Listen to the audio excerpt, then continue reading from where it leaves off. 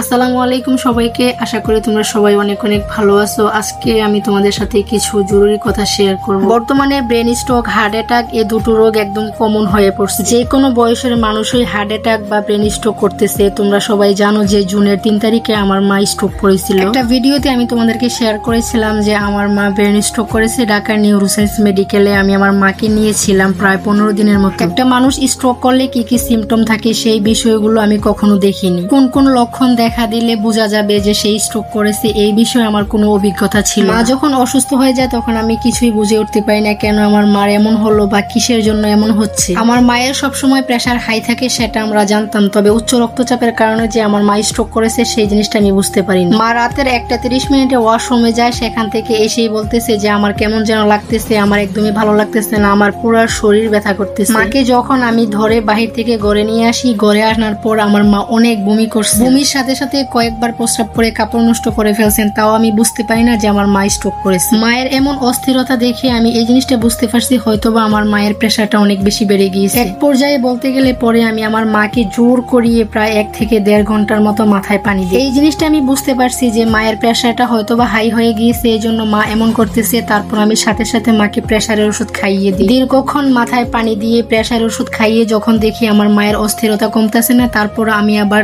টক জাতীয় কিছু খাওয়ানোর চেষ্টা করি। পুরো আস্ত একটা লেবু সামান্য একটু পানি দিয়ে মাকে খাইয়ে দিয়েছি, সাথে আবার তেঁতুলটাও দিয়েছি। আমার মাথায় শুধু একটা বিষয় ঘুরপাক খাচ্ছে যে আমার মায়ের প্রেশার হয়তোবা হাই হয়ে গিয়েছে, কিভাবে প্রেশারটাকে আমি কন্ট্রোল করতে পারি সেই চেষ্টা আমি চালিয়ে গিয়েছি। রাতের 1:30 থেকে শুরু করে ভোর 5টা পর্যন্ত আমার মায়ের একই সিমটম ছিল, শুধু অস্থিরতা। ভোর 5টা থেকে 8টা পর্যন্ত এই সময়টুকু মা একটু ঘুমিয়েছিল। তারপর আমি আমার মাকে উপজেলা স্বাস্থ্য কমপ্লেক্সে নিয়ে যাই। সেখানকার ডক্টররা দেখেও আমার মাকে বুঝতে পারেনি যে আসলে মা স্ট্রোক করেছে কিনা, কারণ মাকে যাই জিজ্ঞেস করতেছে সবকিছুর অ্যান্সার মা সঠিক দিচ্ছে। মায়ের অবস্থার উপর নির্ভরশীল হয়ে সেখান থেকে ডক্টররা কিছু মেডিসিন দিয়ে দেয়। তারপর আমি আমার মাকে বাড়িতে নিয়ে আসি। বাড়িতে আনার পর আমার মা 2 দিনের মতো নর্মাল ছিল, তারপর থেকে আবার তার আগের অস্থিরতা শুরু হয়ে যায়। তখন আমি বুঝতে পারিনি যে আমার মায়ের স্ট্রোকের মতো এমন ভয়াবহ একটা দুর্ঘটনা হয়ে গিয়েছে। জুনের 7 তারিখ ছিল কুরবানির ঈদ। 8 তারিখ খুব সকাল সকাল আমরা আমার মাকে ঢাকা মেডিকেল ইমার্জেন্সিতে ভর্তি করিয়ে দিলাম। ঢাকা মেডিকেল একদিন রাখার পর আমার রিলেটিভদের মধ্যে অনেকে বলতেছে যে ব্রেন স্ট্রোকের রোগী এখানে রাখে না,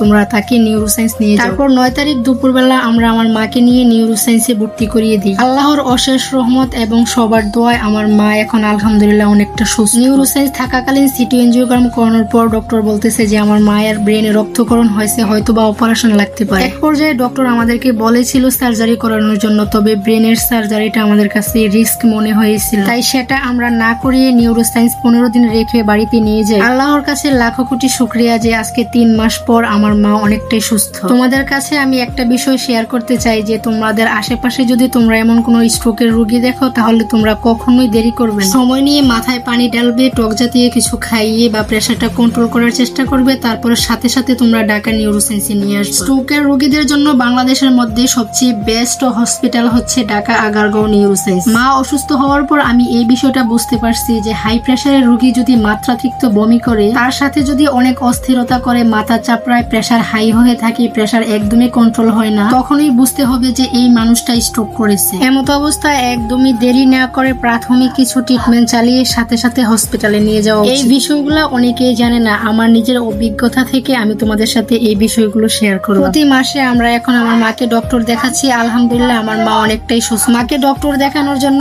আজকে আমি আবারও ঢাকায় চলে আসলাম। তোমরা আমাদের জন্য অনেক অনেক দোয়া করিও। আমি মনে করি আমার সাথে ঘটে যাওয়া কিছু অভিজ্ঞতা যদি আমি তোমাদের সাথে শেয়ার করি, তাহলে অবশ্যই তোমরা উপকৃত হবে।